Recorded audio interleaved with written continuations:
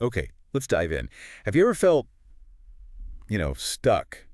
Like you're putting in all this effort towards something getting healthier, maybe learning a skill, just trying to get organized, but it feels like nothing's really changing. Oh, absolutely. It's super common. You have these big ambitions, these outcomes you want, but actually getting there, it feels overwhelming or, sometimes like it's just not working. Yeah, you hit that wall where you just don't see the progress. Mm.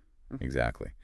And what if the issue isn't actually you, but maybe the approach you're taking? What if getting like amazing results isn't about these huge, painful overnight changes? But about something smaller. Yeah, harnessing the incredible power of tiny shifts, the ones that often get overlooked but actually compound over time. That's precisely the idea we're getting into today. We're doing a deep dive into the science of habits, how those little things you do every day, the seemingly insignificant actions, are actually, well, they're the building blocks of your life, your potential, really. And we're drawing heavily on insights from the book Atomic Habits to unpack how habits really work. Right, and crucially, how you can use that understanding to, build the life you actually want. And the author's own story, it really grounds this whole thing, doesn't it? It wasn't just some theory he cooked up. Not at all. He went through something pretty brutal, a really serious baseball injury in college, ended up with like facial fractures, breathing problems, a really tough recovery. Yeah, getting cut from teams he used to be a shoo-in for, it sounds like rock bottom, basically. Totally. He started college baseball way down the roster. It would have been so easy to just feel crushed by the gap between, where he was and where he wanted to be. But he didn't focus on that huge gap? No, instead, he shifted his focus completely Yeah. onto tiny, consistent habits. Just aiming for that 1% better each day. Things like, what, lifting weights consistently, nailing his sleep schedule, even improving study habits. Exactly. Small, manageable steps. And those tiny habits compounded over years. It wasn't just about getting back into baseball. Right, they changed everything. Yeah, by his senior year, he wasn't just on the team, he was captain. All conference. Top male athlete at the whole university. He reached his potential not through some massive leap, but through those tiny habits building up. Which is why this deep dive is so relevant to you listening right now. Whether your goal is, I don't know, athletic, creative, professional, personal, understanding this principle is, well, it's key. Hmm. So let's start right there. The compounding power of tiny changes. Why are these small improvements so much more powerful than we usually think? Well, our brains, they tend to fixate on immediate results, right? A 1% change today, you barely notice it, it's invisible. Yeah, it doesn't feel like much. But think about compound interest in finance. A small sum, invested consistently, grows into something huge over time. Habits work the exact same way. That tiny daily improvement, that little fraction of growth, when you apply it consistently, it just multiplies. The British cycling example in the book is, wow, it really drives this home. Before 2003, they were, well, let's just say, not great. Huh?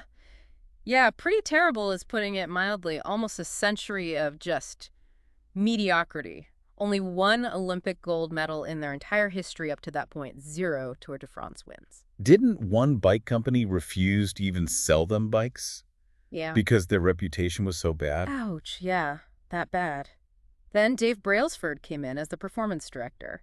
And his strategy, the aggregation of marginal gains. Okay, what does that mean exactly? It means he wasn't looking for one giant revolutionary fix. His idea was, let's find every single little thing that goes into riding a bike and improve each one by just 1%. And they really went for it, didn't they? Like, beyond the obvious stuff, like bike seats and aerodynamics. Oh, way beyond. They looked at things you wouldn't even connect to cycling at first glance, like testing different massage gels to see which aided muscle recovery fastest. Seriously. Yep.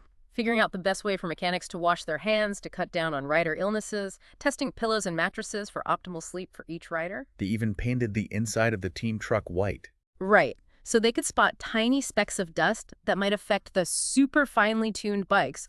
Just hundreds of these tiny details. Stuff you'd normally just ignore. Yeah. But adding them all up? The results were staggering. Within 5 years, Beijing Olympics, British cycling dominated. They won something like 60% of the available gold medals. Completely unheard of. And then London, 4 years later, more wins, broke world records. And then the Tour de France, which they'd never won. Suddenly, 5 wins in 6 years, starting with Bradley Wiggins in 2012.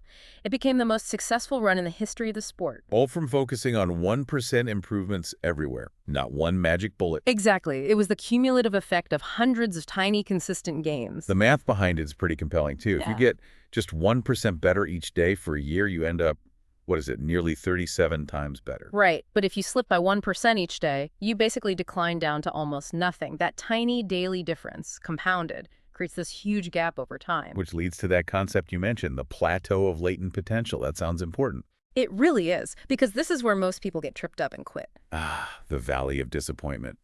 I think I know this feeling. You start a new habit, you go to the gym, you write every day, practice guitar, whatever you're putting in the work consistently. Yep. And nothing, or at least it feels like nothing. The results you expect just aren't showing up yet. Exactly. It feels like all that effort is just wasted. The book uses the ice cube analogy. Imagine an ice cube in a room where the temperature is rising. It goes from 25 degrees to 26, 27, 28. The ice cube just sits there. Nothing looks like it's happening. Right. Still frozen. But all that energy isn't being wasted. It's being stored, changing the state internally.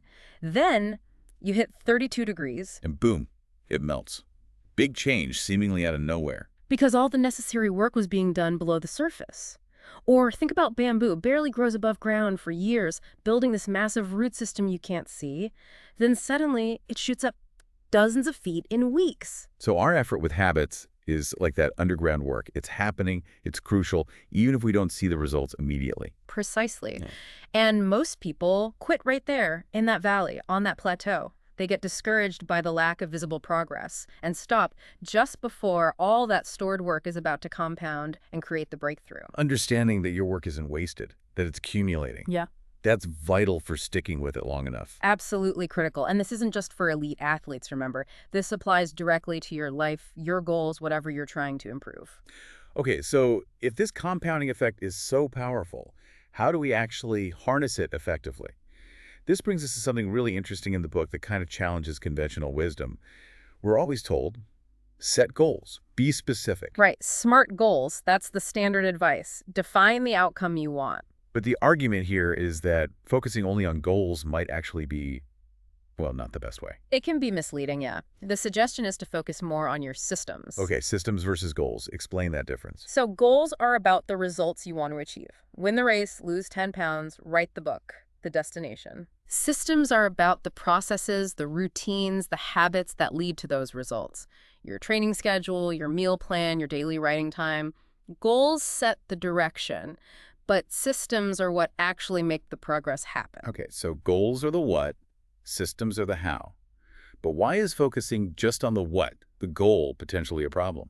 Well, there are a couple of big reasons. First off, think about it. Winners and losers often have the exact same goals. Huh, that's true. Every Olympian wants gold. Right. Every startup wants to be successful. The goal itself doesn't separate them. What separates them is the system they follow day in, day out. The British cyclists didn't suddenly want to win the Tour de France more than anyone else. They just had a better system for achieving it. Ah, okay. So the desire might be universal, but the consistent process is the differentiator. Exactly. Second big problem. Achieving a goal is often just a momentary change. Think about a messy room. Your goal is to clean it. You spend an afternoon, get it spotless, goal achieved. Feels great. For a minute. Right. But if you don't have a system for keeping it clean, like a 5-minute tidy up each night, putting things away immediately, what happens? It gets messy again. Pretty quickly. Exactly. You don't rise to the level of your goals, you fall to the level of your systems. The system is what sustains the change long term. Once you hit the goal, if that was your only focus, the motivation kind of evaporates. Okay, that makes a lot of sense. The system keeps things going. Precisely. And the book pushes this even further, suggesting the most powerful, most sustainable level of change isn't about outcomes or even just processes. It's about identity. Identity. Like Yeah. who you believe you are. Exactly. The book talks about 3 layers of change. You've got outcomes, losing weight, then processes following a new workout routine, and the deepest layer, identity, becoming the kind of person who values health and fitness. So the focus shifts from, I want to run a marathon, to, I want to become a runner. Yes. Or not just I want to learn Spanish, but I want to become someone who speaks Spanish. Not I want to write a novel, but I want to become a writer. That feels like a much deeper shift. It is, because fundamentally your behaviors are often just a reflection of your identity. Every time you perform a habit, you're essentially casting a vote for the type of person you wish to become. A vote. How so? Well, when you choose salad over fries, you cast a vote for being a healthy person. When you practice guitar for 10 minutes, you cast a vote for being a musician. When you make your bed, you cast a vote for being an organized person. And as those votes pile up, They build evidence, they provide proof to yourself that this new identity is actually real. It helps you overcome that internal resistance, that story you might tell yourself like, oh, I'm just not a morning person or I'm not disciplined. small habits provide concrete proof against those old beliefs. Exactly. But ultimately, your habits matter so much because they are how you embody a particular identity. You literally become your habits. Wow. Okay, so shifting the focus to who do I want to become? Sounds like a really powerful starting point. That identity then drives the systems and the habits. It really is. And to make this super practical, the book lays out a clear framework based on how habits actually form in our brains. Which is that habit loop idea, right? The 4 stages: cue, craving, response, reward. The cue is the trigger, the thing that initiates the behavior. The craving is the motivation, the desire for change or reward associated with that cue. The response is the actual habit you perform. And the reward is the payoff, what satisfies the craving and tells your brain, hey, this loop was useful, let's remember it. Our brain is basically trying to automate things to save energy. Like it learns pressing this lever response after hearing that bell cue gets me food rewards. So let's just make that automatic. Precisely. It's creating mental shortcuts based on what's worked before. And the 4 laws of behavior change map directly onto these 4 steps. They're simple rules for engineering this loop. Okay, what are they? To build a good habit, you need to make the cue obvious, make the craving attractive, make the response easy, and make the reward satisfying. Obvious, attractive, easy, satisfying. Okay. And to break a bad habit, you just invert them. Make it invisible, unattractive, difficult, and unsatisfying. Got it. Let's dig into those. Maybe start with the first and third laws, make it obvious, and make it easy, because they seem really connected to our environment and, well, just getting started. Good idea. So, law 1, make it obvious. The big idea here is that your environment often matters more than your willpower. Motivation comes and goes, right? Oh, yeah, definitely. But your surroundings, they're constantly nudging you, influencing your behavior, often in ways you don't even notice. Like that cafeteria study in the book with the drinks. Exactly. Yeah. Classic example. Researchers wanted hospital staff and visitors to drink more water. They didn't lecture them or put up posters. I do. They just changed the placement of the drinks. Before, sodas were right by the cash registers, super visible. They simply added bottled water right there too and put baskets of water next to every food station. So water became just as obvious, just easy to grab. And the results. Soda sales dropped over 11%. Bottled water sales shot up by almost 26%, Well, just by making the cue for water more obvious. wow, no pep talk needed. None. So the takeaway is, become the architect of your environment. Make the cues for your good habits impossible to miss. Visual cues are really powerful. So if you want to practice guitar more, don't hide it in the closet. Put it on a stand right in the middle of your living room. Exactly. If you want to remember your vitamins, put the bottle right next to your toothbrush or your coffee maker, something you already use every day. Makes sense. Make the trigger visible. And there are other cool techniques too, like implementation intentions. This is basically deciding in advance when and where you'll act. The formula is, when situation X arises, I will perform response Y. Like when my alarm goes off at 7 a.m. X, I will immediately put on my running shoes, Y, which are next to my bed, Z. Perfect. It makes the cue specific and clear. And then there's habit stacking. This builds on stuff you already do. The formula is, after current habit, I will new habit. Okay. So after I finish my morning coffee, I will meditate for 1 minute. Or after I take off my work shoes, I will change into my workout clothes. You're linking the new desired behavior to an established routine, using the completion of the old habit as the cue for the new one. It creates this positive chain reaction. Your environment, including the context, the time, the place, the preceding action, becomes the trigger. Which is maybe why having dedicated spaces works. Like, this chair is only for reading, this desk is only for work. Exactly. One space, one use. It strengthens the association between the context and the habit, makes the cue super reliable.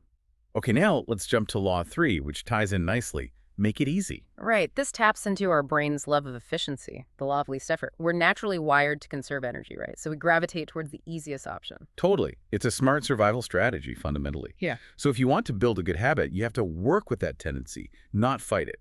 Reduce the friction. Make the desired action the path of least resistance. So if you want to go to the gym more, pick the one that's literally on your way home from work, not the one you have to detour 20 minutes for. Exactly. Decrease the number of steps between you and the good habit.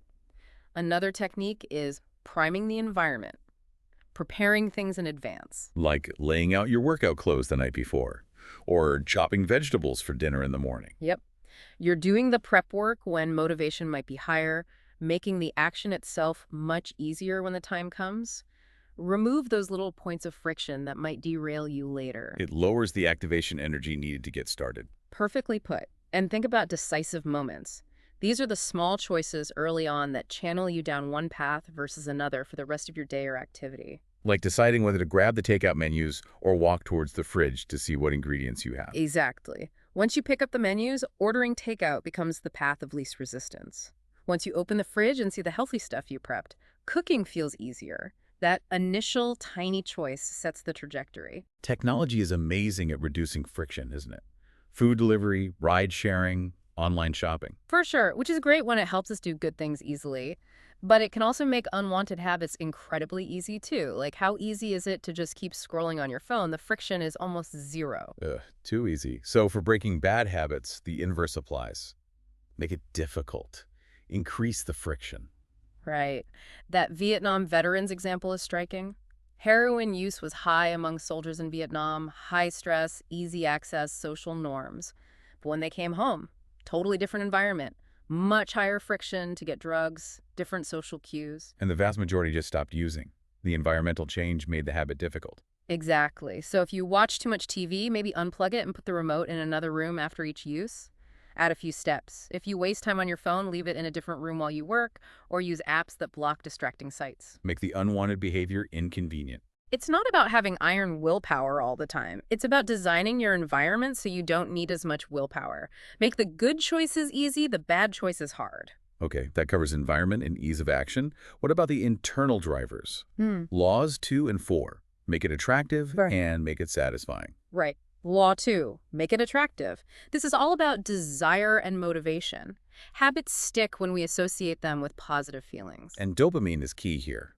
But it's not just about pleasure. Exactly. Dopamine is heavily involved in anticipation and craving. That surge you get when you expect a reward, that's dopamine driving you to act. Yeah. So we need to make our good habits seem more appealing before we even do them. How do we engineer that? Temptation bundling is a really effective strategy. You pair something you want to do with something you need to do. Like, I only get to watch my favorite Netflix show while I'm folding laundry. Or I only listen to this amazing podcast when I'm doing my workout. Precisely. You link the want action directly to the need action. The necessary habit becomes a gateway to the enjoyable one, making the whole package more attractive. Clever. What else makes habits attractive? Social norms are huge. We're wired to fit in, to belong. We subconsciously imitate the habits of 3 groups: the close, friends, family; the many, our culture, tribe; and the powerful, people with status we admire. Like those conformity experiments where people would agree with obviously wrong answers just because everyone else did. Exactly. We constantly check what's everyone else doing. So one of the most effective things you can do is join a group or culture where your desired behavior is the normal behavior. If you want to read more, join a book club. If you want to exercise, hang out with active people. It just makes the habit feel normal, expected, attractive. You absorb the norms of the tribe. Choose your tribe wisely, then. Definitely. You can also reframe how you think about a habit. Instead of dreading it, focus on the benefits. I get to exercise and build strength, not I have to drag myself to the gym. Change the narrative around it. Yeah. Or even reframe the craving for a bad habit. Alan Carr's stop smoking method does this. It reframes the urge to smoke not as desire, but as the death throes of the addiction. Makes not smoking feel like a victory. That's the inversion.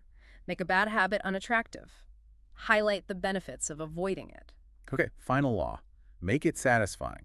Why is this so critical? Because our brains are wired to repeat what feels good right now. Remember the hand washing study in Karachi? They gave people nice premium soap. Yeah, the soap that smelled good and lathered well. Right. The immediate sensory pleasure of using that nice soap made the habit of hand washing stick. Much more than just knowing the long-term health benefits. That immediate satisfaction was key. And that's a challenge today, right? We live in a delayed return environment. Exactly. The rewards for so many good habits, exercising, saving money, eating healthy, are far off in the future. Weeks, months, years. But our brains evolved for an immediate return environment. Hunt food, eat food, feel good now, see danger, run away, feel safe now. And instant gratification usually wins because it matches that ancient wiring. So the cardinal rule of behavior change becomes what is immediately rewarded is repeated. What is immediately punished is avoided. We need to find ways to make those good habits feel satisfying immediately, even in a small way. Habit tracking is brilliant for this. Marking an X on a calendar, moving a paperclip, logging your workout, that visual proof of progress provides an immediate hit of satisfaction. I did it. Seeing the chain grow, like Seinfeld's method. Right. You don't want to break the chain. Right. It feels good to maintain the streak, and that visual feedback keeps you going. Plus, the never miss twice rule helps here too. Okay, you missed one day, it happens, but don't let it become two in a row because that starts a new negative pattern. And what about making bad habits immediately unsatisfying?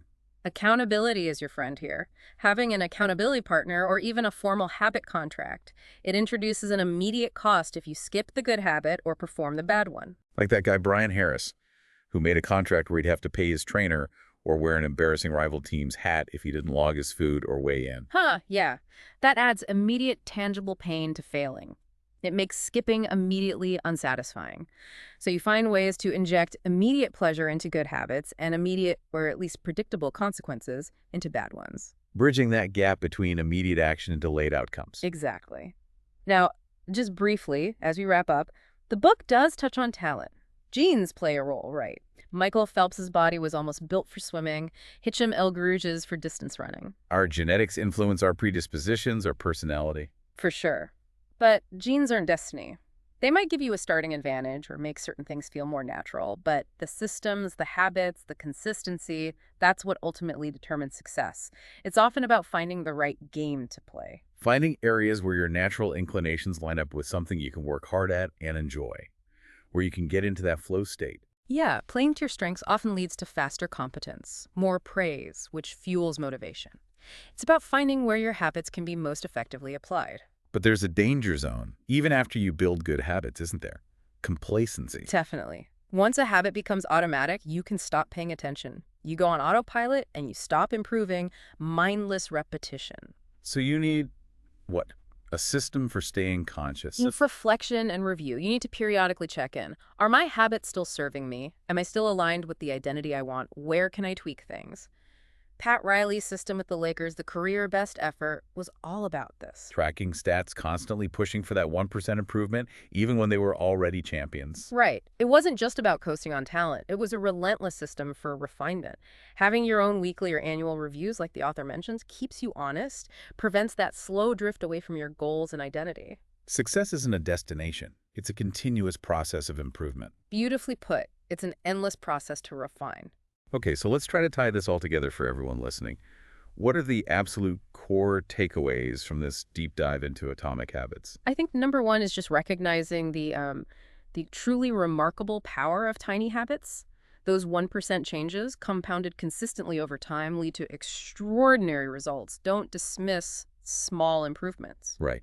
And second, shifting focus away from just goals and onto building effective systems and cultivating the identity you want to embody. Who do you want to become? Let that guide your actions. Exactly. Your systems determine your trajectory, and your identity fuels your consistency. And third, that practical four-step framework. Make it obvious, make it attractive, make it easy, and make it satisfying. Use those laws to consciously design the habits you want and engineer out the ones you don't. It's an incredibly empowering message, really. The problem isn't usually you, it's your system.